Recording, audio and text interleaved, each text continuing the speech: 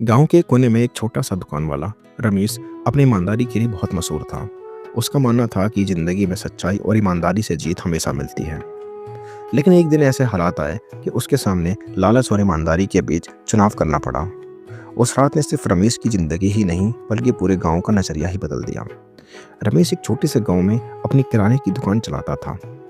उसकी दुकान छोटी थी लेकिन वो कभी किसी से ज़्यादा दाम नहीं लिया करता और हमेशा अपने ग्राहक के साथ ईमानदारी से पेश आता। गांव के लोग उस पर बहुत भरोसा करते थे और अपनी जरूरत की हर चीज उसी से लेते हैं। एक दिन गांव के जमींदार श्यामलाल उसके पास आए और एक खास काम करने को कहा। श्यामलाल ने कहा, रमेश, मुझे एक महंगा गहना बनवाना है जो शहर ले जाके बेचना है। ये लो पैसे और मुझे शुद्ध सोना खरीद कर दो। रमेश ने कहा, जी श्याम बाबू, मैं कल ही शहर जाके सोना ले आऊँगा। रमेश पैसा लेकर शहर गया। वहाँ एक ज्वेलर ने उसे कहा, अगर तुम थोड़ा मिलावट वाला सोना लेते हो तो तुम्हें सस्ते में मिल जाएगा और तुम पैसा बचाकर अपने पास रख सकते हो।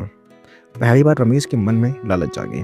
उसने सोचा, श्याम बाबू को क्या पता चलेगा, अगर मैं थोड़ा मिलावट वाला सोना ले लूँ तो मुझे थोड़ा सा फ़ायदा हो जाएगा। लेकिन फिर उसने सोचा, नहीं, जो लोग मुझ पर भरोसा करते हैं उनका भरोसा तोड़ना गलत होगा। पैसा सब कुछ नहीं होता, ईमानदारी ही असली दौलत है।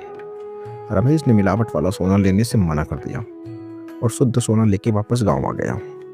रमेश ने सोना श्याम बाबू को दे दिया। श्याम बाबू ने बिना कुछ कहे सोना रख लिया।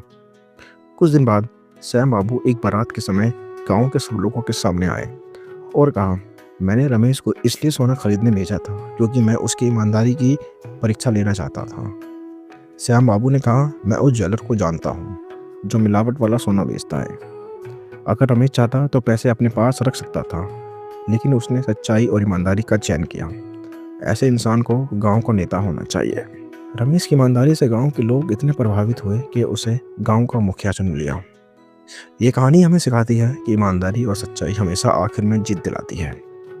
लालच एक छोटी सी जीत हो सकती है, लेकिन सच्चाई एक लंबी और सम्मान वाली जिंदगी का रास्ता बनाती है। अगर आपको हमारी यह कहानी पसंद आई तो हमें लाइक और सब्सक्राइब करके हमारी हौसला अफजाई जरूर करें।